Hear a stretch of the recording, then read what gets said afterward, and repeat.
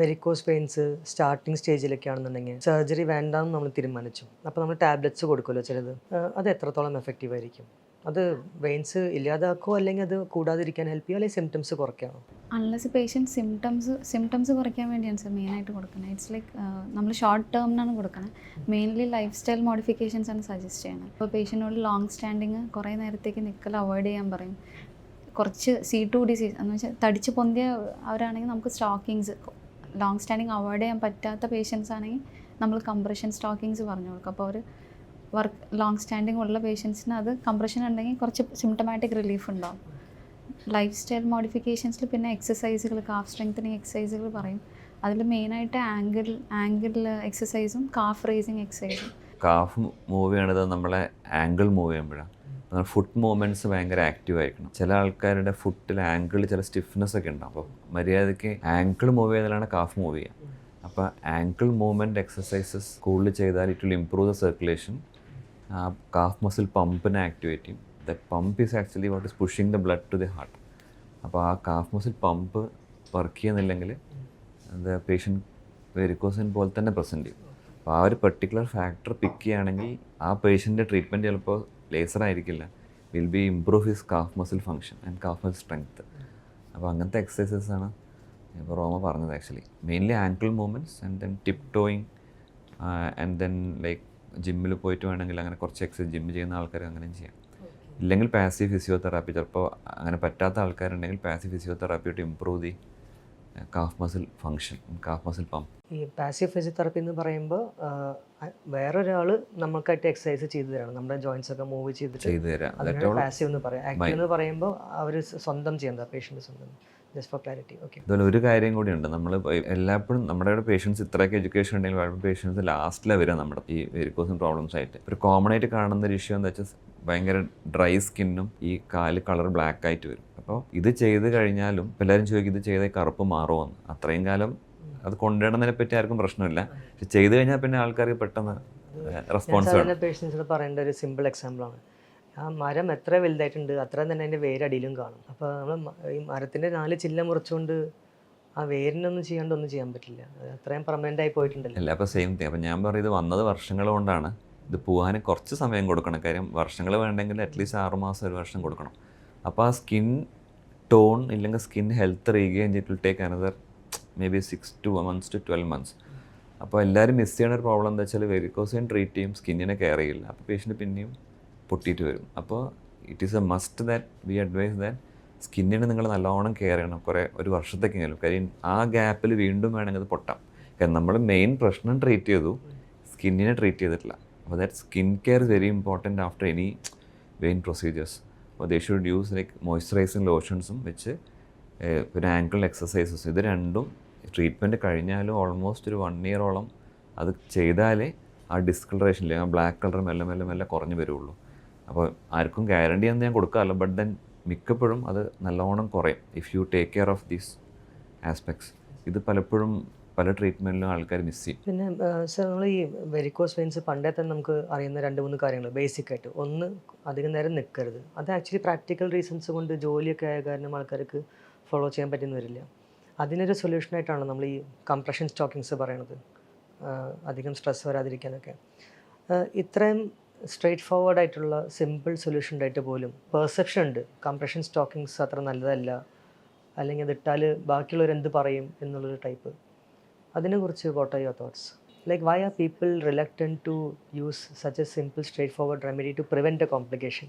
I feel ഒന്ന്, it is very tight sir. Like it is suppose to be tight. അങ്ങനെ tight ആയാലും അതിന് compression കിട്ടുള്ളൂ. So ഒരാൾക്ക് ഇപ്പോൾ വയസ്സായ ആൾക്കാർക്കാണെങ്കിൽ ഇടാൻ ബുദ്ധിമുട്ടാണ്. ഈ സെപ്പറേറ്റ് അതിനൊരു സപ്പോർട്ട് വേണം ഇടാൻ വേണ്ടി. പിന്നെ ഒന്ന് ടൈറ്റ് ആയതുകൊണ്ട് ഒരു ബാൻഡ് പോലെ ഫീൽ ലൈക്ക് കൺസ്ട്രക്ഷൻ ബാൻഡ് പോലെ ഉണ്ടാവും. അൺലെസ് സൈസ് കറക്റ്റായിട്ട് എടുത്ത് കൊടുത്താൽ പോലും it is suppose to be like that. പക്ഷേ ആ അൺകംഫർട്ടബിൾ ഉള്ള കാരണം മിക്കവരും ഇടില്ല. യൂഷ്വലി നമുക്ക് ഇങ്ങനത്തെ ഡിസ്കംഫർട്ട് ഉണ്ടെങ്കിൽ people get use to it അല്ലേ? കുറച്ച് കഴിഞ്ഞാൽ അത് ഒരു യൂസ് ടു ആയി മാറില്ലേ? കാരണം നമ്മളിപ്പോൾ ഈ ഫാഷൻ ഷോസും അതൊക്കെ കാണുകയാണെങ്കിൽ നമുക്കറിയാം ഇവർ ഫാഷൻ ഷോസിൽ ഇടുന്ന ഡ്രസ്സ് തീരെ കംഫർട്ടബിൾ അല്ല, neither physically no socially, but still they wear it because it is fashion. അതിന് വേറെ ടേക്ക് ഉണ്ട്. ആക്ച്വലി വെരിക്കോസ് വെയിൻ പ്രിവെൻറ്റ് ചെയ്യാൻ വേണ്ടിയിട്ട് സ്റ്റോക്കിങ്സ് ഞാൻ പൊതുവേ അഡ്വൈസ് ചെയ്യാറില്ല പേഴ്സണലി, ഈവൻ ദ ബുക്കിൽ പറയുന്നുണ്ടെങ്കിലും. എന്താ കാരണം എന്ന് വെച്ചാൽ നമ്മുടെ കാലാവസ്ഥയിൽ സ്റ്റോക്കിങ്സ് ഉപയോഗിക്കാൻ കുറച്ച് പാടാണ്.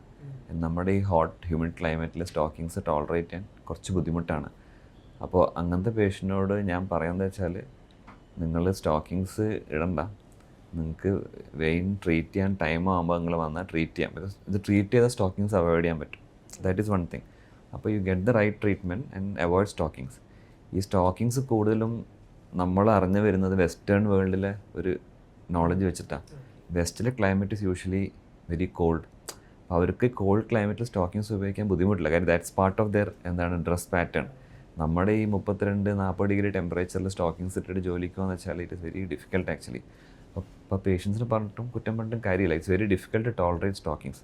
പക്ഷെ നേരത്തെ പറഞ്ഞ പോലെ you have to get use to it. ചില പേഷ്യൻ്റെ നിർബന്ധമായിരിക്കും, പക്ഷെ എന്നാലും ഒരു നല്ല ശതമാനം ആൾക്കാർക്ക് നമുക്ക് ട്രീറ്റ്മെൻറ്റ് വെച്ച് സ്റ്റോക്കിങ്സ് അവോയ്ഡ് ചെയ്യാൻ പറ്റും. അപ്പോൾ സർജറി പ്രിവെൻറ്റ് ചെയ്യാൻ വേണ്ടി മാത്രം സ്റ്റോക്കിങ്സിൽ ഞാൻ സർജറി ചെയ്യില്ല, ഞാൻ സ്റ്റോക്കിങ്സ് മുന്നോട്ട് പോയിക്കോളാം എന്ന് വെച്ചാൽ നമ്മുടെ കാലാവസ്ഥയിൽ ആർക്കും അത് കൺസിസ്റ്റൻ്റ് ആയിട്ട് റെഗുലർ ഫോളോ ചെയ്യാൻ പറ്റില്ല. അതെന്തായാലും വരുമ്പോൾ പറയും ഞാൻ 2 ദിവസം ഇട്ടു പിന്നെ ഞാൻ ഒഴിവാക്കി. Very difficult to convince patient to.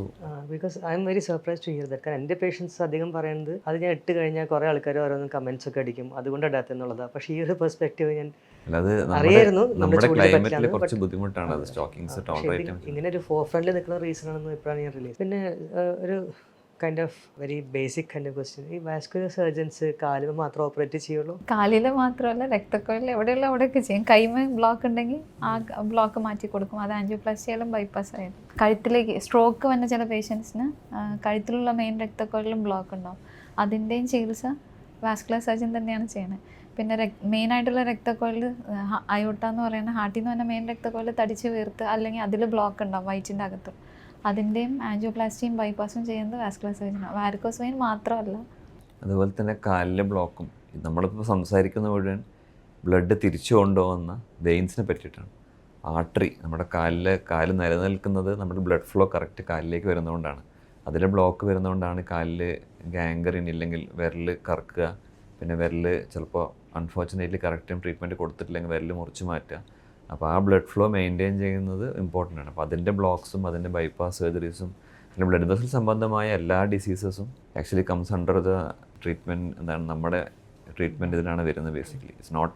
പക്ഷേ എല്ലാവരും കൂടുതൽ നമ്മുടെ നാട്ടിൽ കോമൺ ഡിസീസ് വെരിക്കോസ് വെയിൻ. അപ്പോൾ എല്ലാവരും ഇക്വേറ്റ് ചെയ്യുക vascular surgeon means varicose veins. There are a lot of other things actually vascular surgeons do. You also take care of the dialysis patients, isn't it? Could you elaborate on that? Dialysis പേഷ്യൻറ്റിന് അതിനെക്കുറിച്ച് just ചെറിയ brief പറയാം. Dialysis patient kidney ഒരു 5% ഫംഗ്ഷന് താഴെ പോകുമ്പോഴാണ് dialysis വേണ്ടി വരിക. കിഡ്നിയുടെ ഫംഗ്ഷൻ ടേക്ക് ഓവർ ചെയ്യണം. അപ്പോൾ കിഡ്നിയുടെ ഫംഗ്ഷന് നമ്മുടെ ബ്ലഡിനെ പ്യൂരിഫൈ ചെയ്തിട്ട് കൊടുക്കാൻ കിഡ്നിയുടെ ഫംഗ്ഷൻ. അപ്പോൾ അത് കിഡ്നിക്ക് ചെയ്യാൻ പറ്റാണ്ടാകുമ്പോൾ പുറത്തൊരു മെഷീൻ വഴി ബ്ലഡ് പാസ് ചെയ്തിട്ട് അതിനെ ശുദ്ധീകരിച്ച് തിരിച്ച് ബോഡി കയറ്റുന്ന പ്രക്രിയയാണ് ഡയാലിസിസ്. അപ്പോൾ അതിനൊരു ഫിസ്റ്റുല സർജറി എന്നൊരു സർജറി ഉണ്ട്. അപ്പോൾ അങ്ങനെയാണ് നമ്മുടെ ബോഡിയിൽ നിന്ന് ബ്ലഡ് പുറത്തേക്ക് എടുക്കാൻ പറ്റുക. എന്നിട്ട് ബ്ലഡ് എടുത്തിട്ട് ഒരു മെഷീനിൽ കണക്ട് തിരിച്ചു കൊടുക്കണം. അപ്പോൾ fistula surgery creation is very ഒരു key surgery which we usually do. എന്താ വെച്ചാൽ ഡയാലിസിസ് പേഷ്യനെ സംബന്ധിച്ച് ഫിസ്റ്റുല ആണ് അവരുടെ ലൈഫ് ലൈൻ. ഫിസ്റ്റുല ഇല്ലെങ്കിൽ പേഷ്യൻറ്റ് കനോട്ട് മൂവ് ഫോർവേഡ്.